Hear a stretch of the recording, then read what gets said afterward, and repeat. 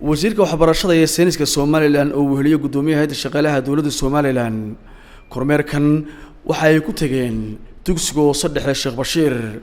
oo ka socdo tababarka macallimiintu ay ku qaadanayaan barashada manhajka cusub ee dugsiyada dalka Jamhuuriyadda Somaliland.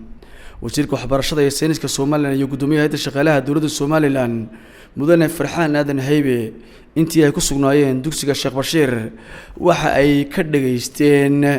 warbixin la xiriirta arintaasi macallimiinta tababarkaasi bixinayay taasoo ay ku galeen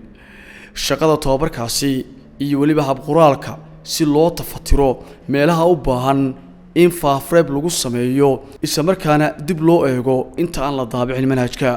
kormeerka wasiirka wasaaradda waxbarashada ee sayniska Somaliland iyo gudoomiyaha hay'adda shaqaalaha dawladda Somaliland waxa ka soo baxay in kulan la wada joogo oo ay qayb ka noqdaan xafiiska manhajka waaxda waxbarashada